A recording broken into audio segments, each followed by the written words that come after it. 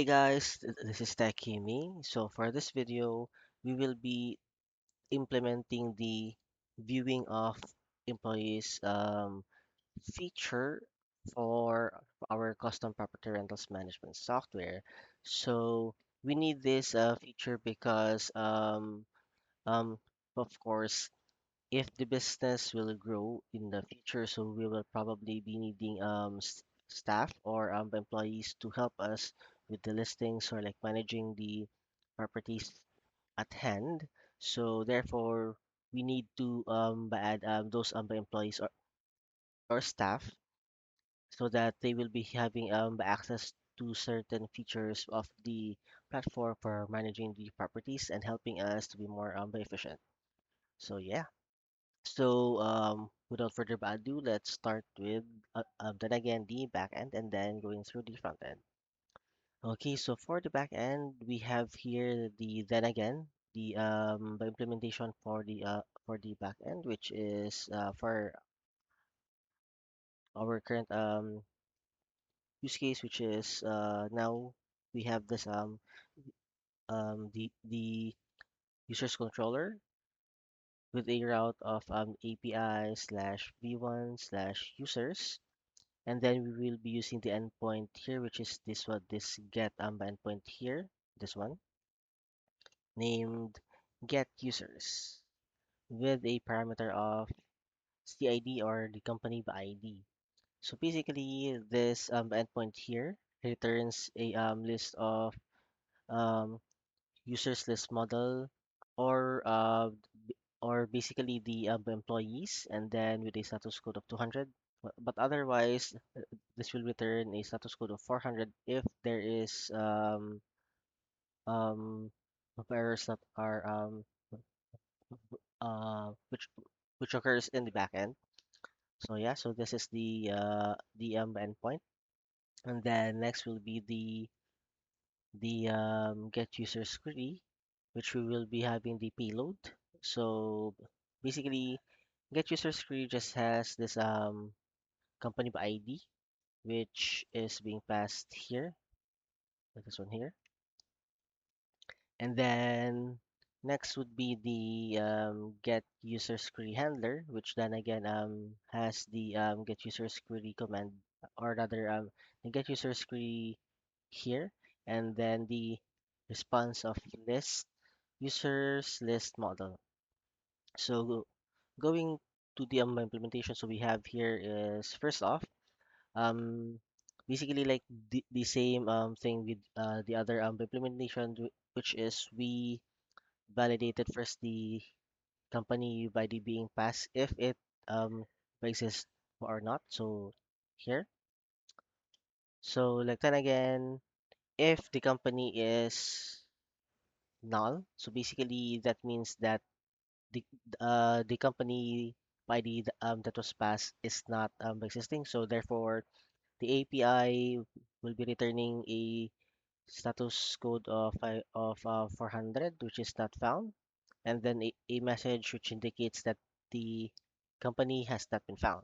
But otherwise, if the company model here is not null, so therefore that means that um, the company is existing.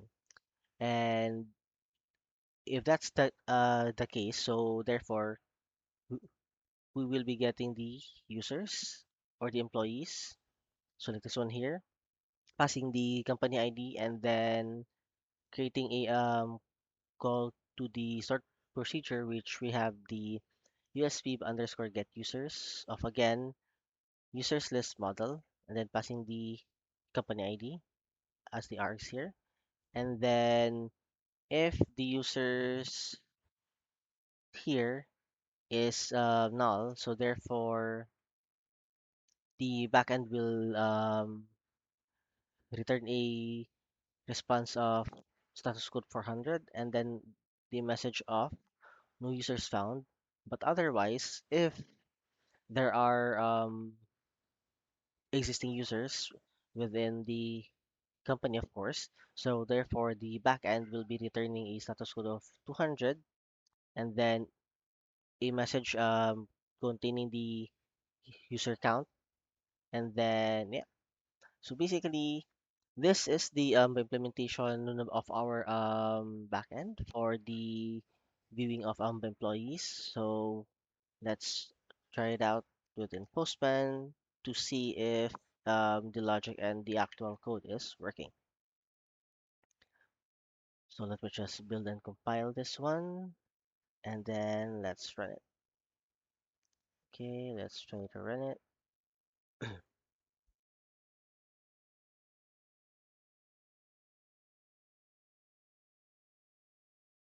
Okay, so now that our backend API is running, so let's proceed to the Postman. And of course, let's log in first,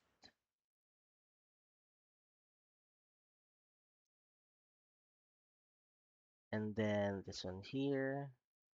Let's just copy the token, set it as a variable, and then now that we have successfully logged in, so let's go to the get employees, and of course set this up with the values like here and here.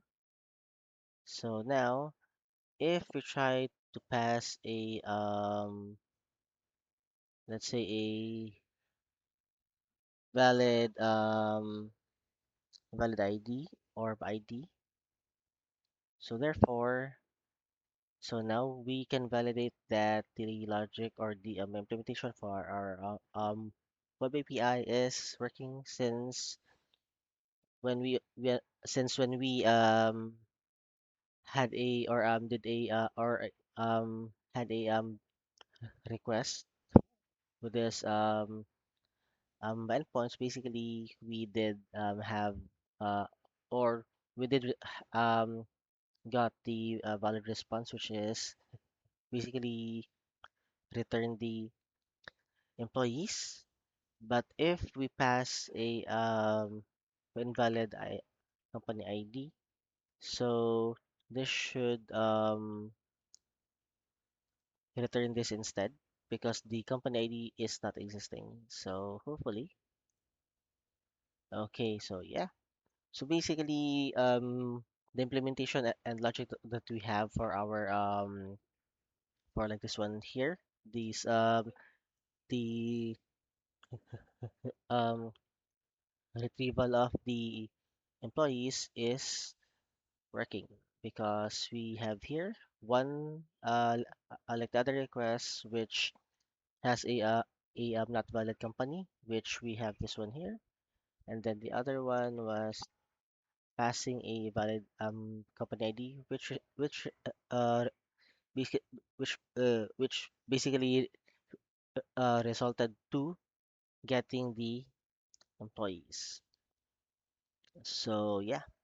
So basically, we can now confirm that our backend is working. So let's move on to the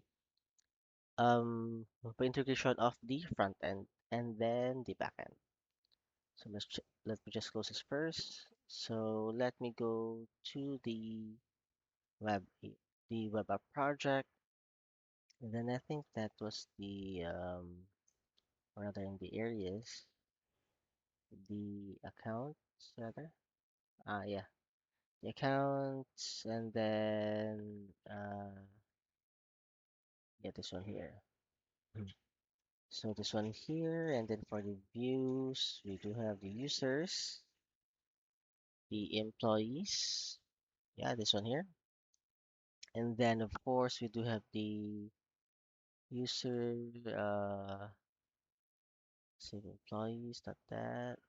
It's basically this one here. This. So basically, so here we have the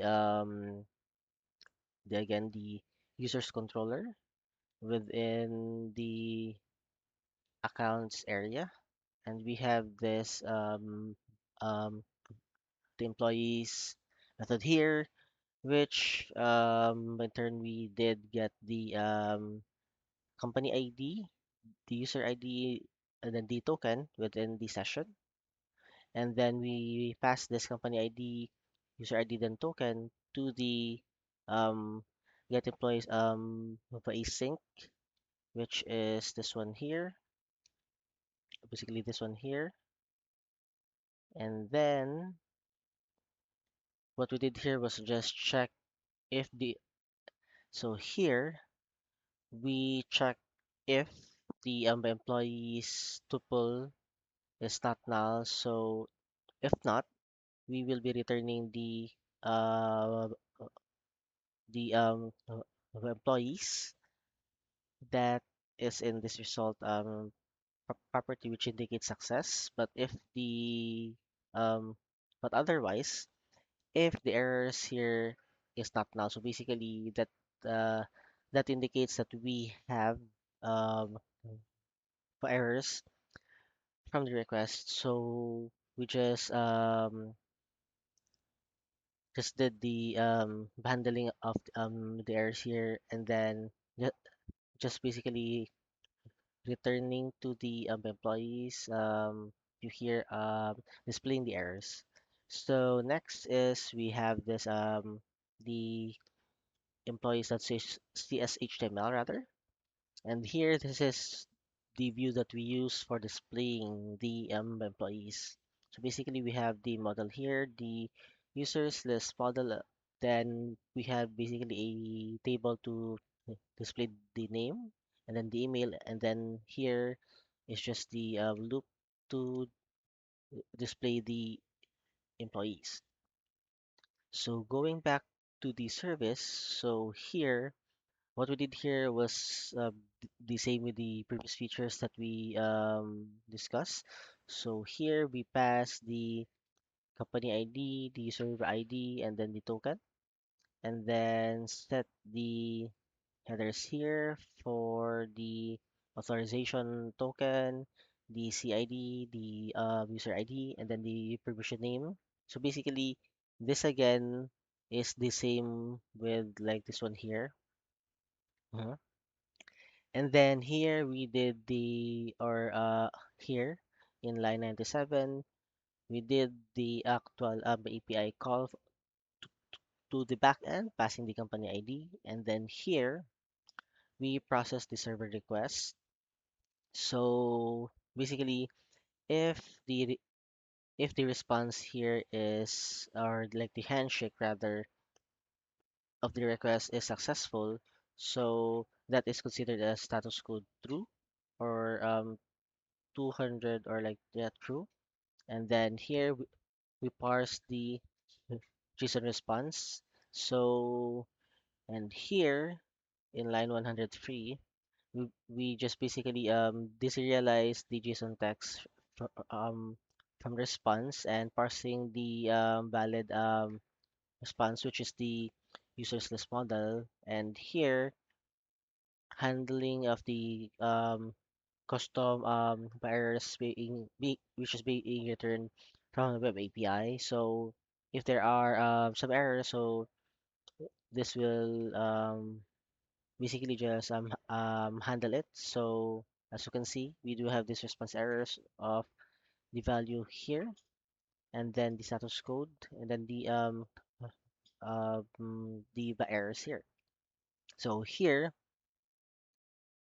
we basically just check that if the API response is not successful, and then the status code is bad request or 400. So basically, we pass the response errors here with the response or the actual payload of null.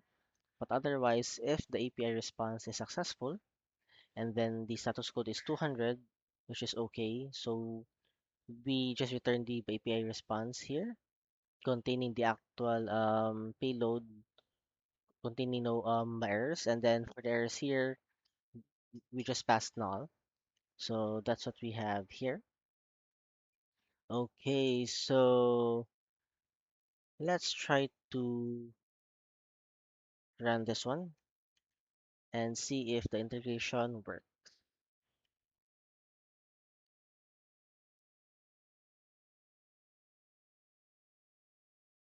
Okay, so let's try to run this one.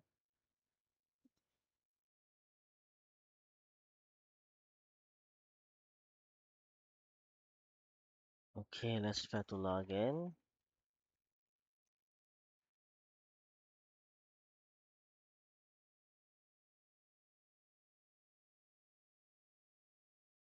So now let's try to view the employees. Okay, so as we can see here, we can confirm that the integration and logic that we have for both our front end and back end plus the integration is now working since we can view the employees for this company. So then again, let's try another one. Oh, sorry. Let's add test employee 5.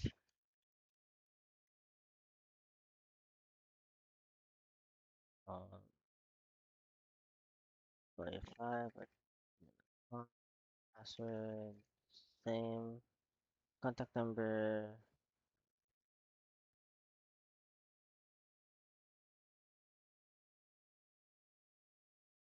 1, 2, 3, 4, 5, 6, 7, 8, 9, 10, 11. Okay, let's try to add this one. Okay, so now we tried to add a new employee, which is the that's employee 5, and now we can see here the newly added employee. So okay, so we have verified that everything is working from the back end down to the front end and then the integration. So yeah. So I hope that you have learned something from this video, and then to um I hope that you guys will stay tuned for the next coming videos for the implementations of the other features for our platform.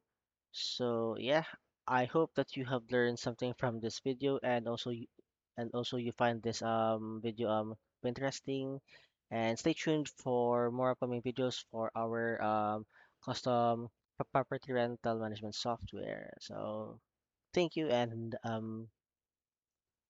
subscribe.